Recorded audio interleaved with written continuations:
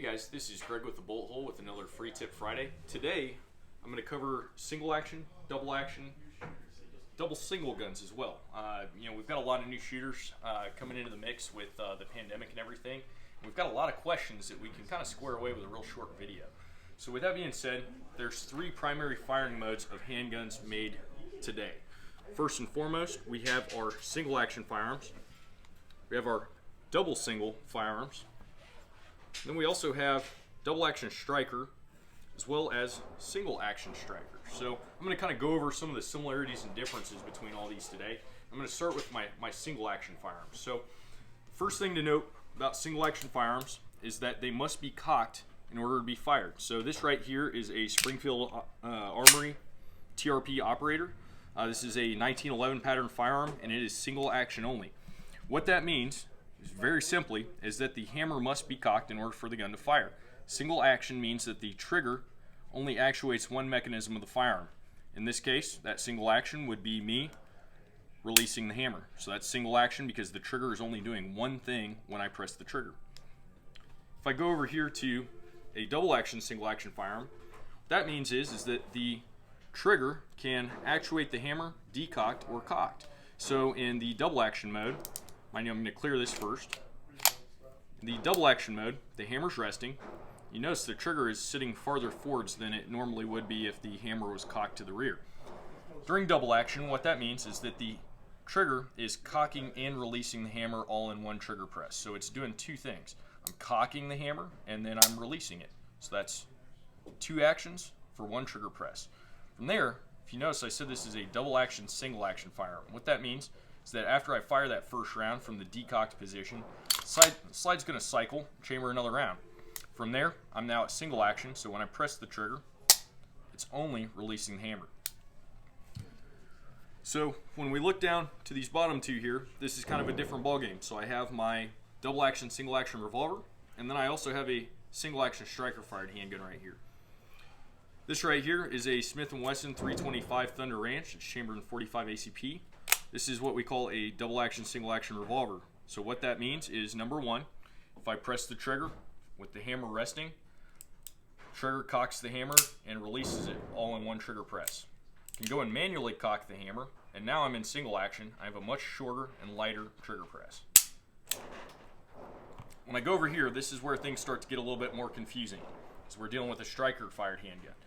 With a striker fired handgun, essentially what that means is we have an internal firing pin and no presence of a hammer. So what that means is that the trigger and trigger bar is what is actuating my firing pin. This gun right here is the Walther PPQ Q5 Match. It's a sweet competition gun. It's optics rated out of the box. You got fiber optic sights on it. It's really cool slide porting. Anyways, back to the point here. So with that being said, on a single action striker fired handgun, when the gun is cocked, the firing pin is sitting on a sear. When I start pressing the trigger, the sear drops out of the way and releases the firing pin forwards. Think of it like a mouse trap. So when I trigger the mouse trap, that firing pin just moves forwards, fires the gun. When the slide cycles, it recocks that firing pin and the gun is ready to fire again. It's nice and easy. It's a very simple mechanism. And the other nice part too is for striker fired handguns, these usually have some of the crispest, shortest triggers out there because the trigger is doing less work. That being said, there are a couple of guns that do challenge that notion. So down here, I've got my two double action striker fired handguns. Got a Glock 34 MOS, and then my personal favorite, the CZP-10C. Both of these are 9mm handguns. This one is more of a match type handgun. It's red dot ready.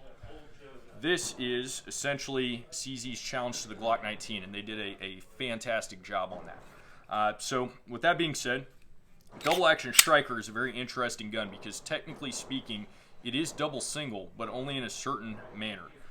With the trigger resting, the firing pin is also resting, and it's under very little spring tension. So it means that there's not enough spring tension inside the gun to actually detonate a primer or fire a cartridge until I actually take the slack out of the trigger. Now, I'm a right-handed shooter. I'm going to hold this left-handed just to show you for the sake of the camera. You see all that slack right there? I'm pressing the trigger, and if you notice, you're not hearing anything from the gun. The gun's not firing. That slack in that trigger is actually cocking my striker. Think about it like a slingshot. If I was going to fire a slingshot, when I point my slingshot, I'm going to pull the band back, and then I'm going to release it. This gun is doing almost the exact same thing. When I press the trigger rearwards, that's me pulling the band back. When I hit this hard wall right at the back of the trigger press, and then the trigger fires, that's me releasing the band to fire the slingshot. Same thing's occurring here.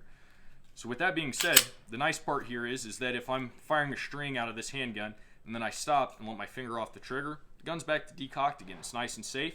There's nothing mechanical in here that can cause the gun to fire when the trigger is at its resting state.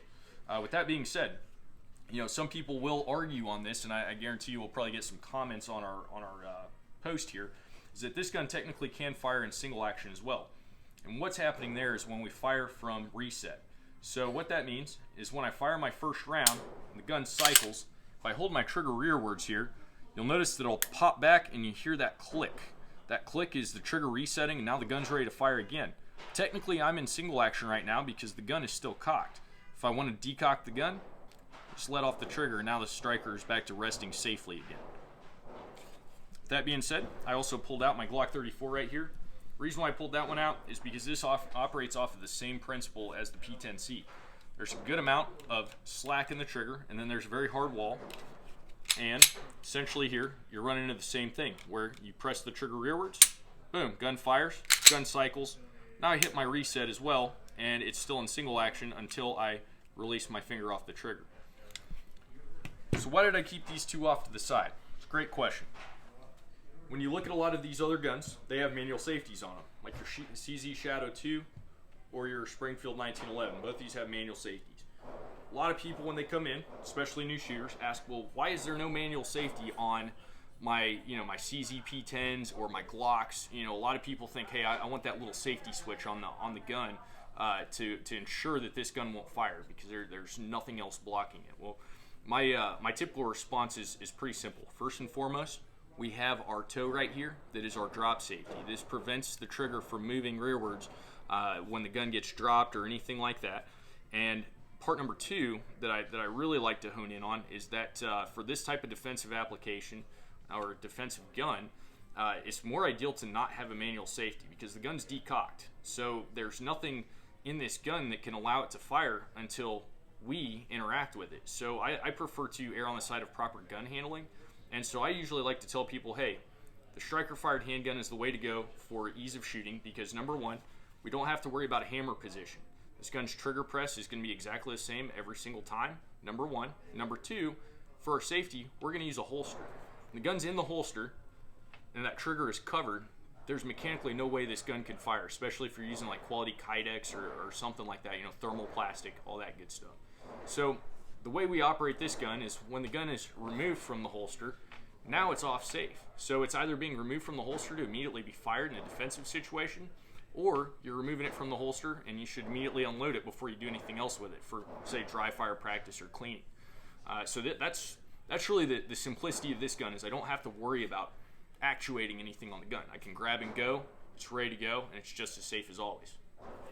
If you have any questions, feel free to shoot us a message on our Facebook or Instagram or give us a call at 913-432-0050. Have a great day.